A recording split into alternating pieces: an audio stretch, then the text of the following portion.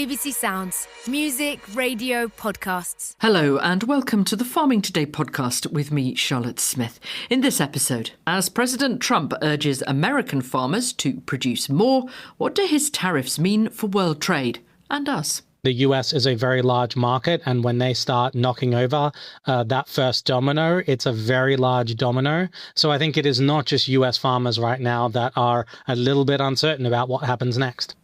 More on that later. Let's start, though, with our topic this week, supply chains, the many hands food goes through on its way from farm to fork. Controlling what happens at every stage can be a challenge, but that's what one Welsh producer is trying to do, so they can make the supply chain more sustainable. Puffin Produce supplies a range of Welsh-grown potatoes and vegetables. Emma Adams, head of sustainability, showed our Sarah Moore around. As a country, we're very good at producing potatoes. However, as a crop, it can not always work in line with the environment, and it can be quite a high-risk crop. So what we've tried to do is understand where those risks might be in the production. So things like looking at growing our seed more locally to where our farms are. We've also looked at how we can support our farmers to reduce inputs, so having a more functional soil system with high biology and natural resilience in it. We've also looked at things like our buffer strips and pollinator mixes and all of these things that can enhance the farm environment. We've got to change our farming practices, they're not working. I'm Morgan Scale and I'm a potato farmer in Houghton, Pembrokeshire. If you could talk me through each stage of the potato. Let's start with the seed.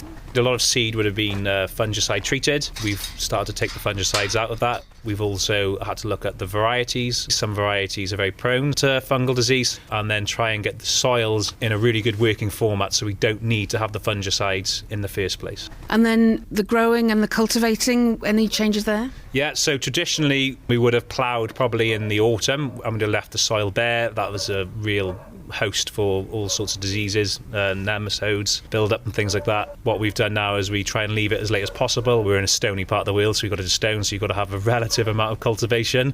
But yes, we've built the soils up to a point where it's able to take that through the cover crop. Another thing is we've started to look at companion cropping, so now we've trialled it the last few years, planting peas and vetch and buckwheat in with our potatoes. That's to help with the diversity of the product. I guess transport is a challenge within that supply chain. Tell me a little bit about anything you can do there. Transport is what we would call a hard-to-abate sector. The whole of agriculture and wider industries all have an issue with transport. At the minute, we've got heavy lorries which need to get from a factory or processing centre to a supermarket. So about 80% of our potatoes are within about a 50-mile radius, so we can limit our transport into the factory to start with. But looking outwards, everyone needs to work together on it to see where we can go in the future with decarbonising. Emma Adams there. Now, a farming operation which produces around 40,000 tonnes of wheat, 12,000 tonnes of potatoes, 29,000 tonnes of sugar beet, as well as 2,000 sheep and 800 cattle. Dyson farming began in 2013 when the inventor and businessman James Dyson bought a farming estate in Lincolnshire. It's now the UK's biggest farming business, with 36,000 acres across Lincolnshire, Oxfordshire, West Berkshire, Somerset and Gloucestershire. For This Natural Life, later today here on BBC Radio 4, Martha Kearney visits Sir James Dyson on his farm in Somerset to hear what the natural world means to him and how that's being reflected in his approach to farming. We use GPS to guide our tractors and farm machinery, but also we have beacons. So we know where we are to within about 5 or 10 millimetres. And the marsh harrier nests in crops. So we fly drones over the field for all sorts of reasons, to tell where weeds are, to tell where the soil is poor and needs a bit of nourishment, and also to check where it doesn't need nourishment, because there's no point in putting fertiliser down where you don't need it. And we plot where the marsh harrier is. So when we come to harvest the field, we avoid that spot. So you're telling me like a huge combine harvester can just go round a marsh harrier nest? Exactly, to within 10 millimetres.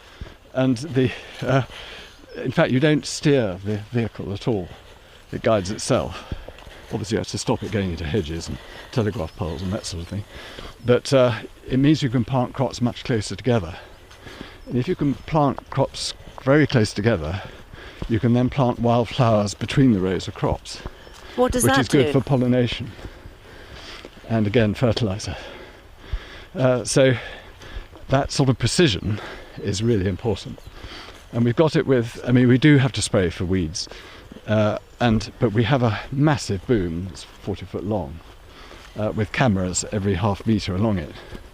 And we're teaching the cameras to recognise a weed, tell the difference between a weed and a plant.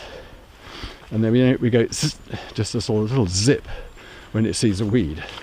So we're not spraying everything, we're just killing the weed, individual weeds. And that's the future of farming, I think, is to ideally not use chemicals at all, and we're developing something at Dyson to get us to that point. So using technology in farming is really important. And we're lucky because, as you know, I put about 140 million into our farms, not buying them, improving them, putting in drainage into the fields, repairing ditches, building tracks. So I'm lucky, I'm in a position to want to and can invest in the farms. But farmers can't do that. And, I don't believe in subsidies. I don't think we should have subsidies. But, if food is worth buying, people would pay the right price for food. But the problem is it isn't a level playing field because the EU subsidises farming, and America subsidises farming, Australia subsidises farming, and so on. So we're competing against imported subsidised food, and we're not subsidised any longer. Well, some farmers would say one of the reasons that they're having a hard time is because they've lost those kinds of subsidies because of Brexit, which of course you supported. I don't think it's right to have subsidies. I think people should pay whatever it costs to produce food. It's a mistake to subsidise, for the government to subsidise things. But just looking at your ideal world where there aren't subsidies, wouldn't that mean the price of food in Britain would be going up and even more expensive and people are going to buy food from the EU? We're doing our best on a scale and using technology to be more and more efficient as a farmer, but still producing very good food, better food actually, because the land is better looked after and better drained and so on. But you're paying taxes to pay those subsidies. You are paying a tax to pay farm subsidies, which is mad. You're paying a tax which is then redistributed to farmers. Actually, it's not, because you only get it for nature things, not for actually growing food. They're even giving subsidies for rewilding? Yeah, rewilding, that's the word. They even give subsidies for rewilding. 500 million are subsidies for rewilding, not for growing food, which we need. Rewilding is wasting the land, wasting food production. And on the question of investment, you've had to face the accusation that you're only in this as a tax dodge to avoid inheritance tax. Well, there's much better ways to avoid inheritance tax than spend 140 million trying to make farms work. So that's ridiculous. More from Sir James Dyson at 3:00 this afternoon here on Radio 4. American farmers are being urged to produce more by their president. Mr. Trump has imposed 25% tariffs on goods, including agricultural produce, from Canada and Mexico. And both countries are imposing retaliatory tariffs on American goods, as is China, which is the biggest market for US agriculture products. Well, according to American government figures, Canada and Mexico are the USA's biggest agricultural suppliers, with Mexico supplying 23% of its agricultural imports and Canada 20%. So it's perhaps not surprising that on the social media platform Truth Social, Mr. Trump has told the great farmers of the United States to get ready to start making a lot of agricultural produce to be sold inside the United States. When such a huge player in the global markets makes changes on this scale, there will surely be consequences for the rest of the world, beyond America and its main trading partners. So what might all this mean for them, for us, and for global trade? Dmitry Grozubinski is a trade consultant. The US at the moment is importing more food than it ever has in its history. That doesn't mean they will starve to death if they impose tariffs on Mexico and Canada, but it does mean that a lot of food on US shelves is imported. Which explains why the president is urging American farmers to grow more to fill this space. Are these markets that they can fill? I mean, the short answer is no. First of all, farming isn't like a tap. You can't simply till a field harder and suddenly produce, entire percentages more of produce overnight.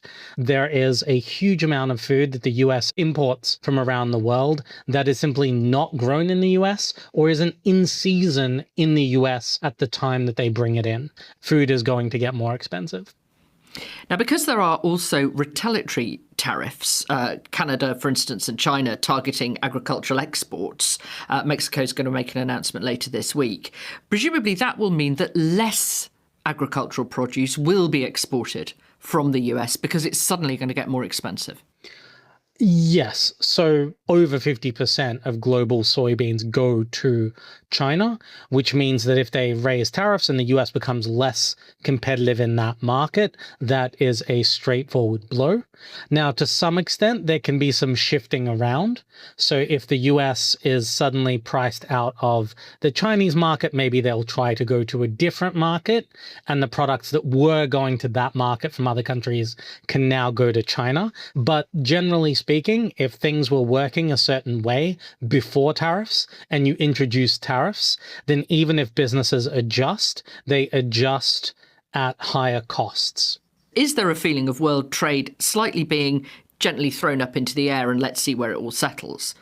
Oh, absolutely. I mean, investors and I think farmers too are certainly looking at this, and it is almost the uncertainty more than any individual policy that is giving them pause, and that is frankly putting a lot of people in deer in the headlights mode. It would be difficult as an American farmer to know quite what to be planting next year, wouldn't it, just now? Absolutely, and not just as an American farmer. I mean, the US is a very large market, and when they start knocking over that first domino, it's a very large domino that leads to retaliation and changes in market conditions and all sorts of other things. So I think it is not just US farmers right now that are a little bit uncertain about what happens next. There are hopes that the UK will get a no-tariff trade agreement. I mean, that's a massive assumption, obviously, at this point, but could there be opportunities actually here for UK farmers? First of all, the Canadians and the Mexicans had a no tariff trade agreement that was signed by President Trump in his first term, and it did not help them.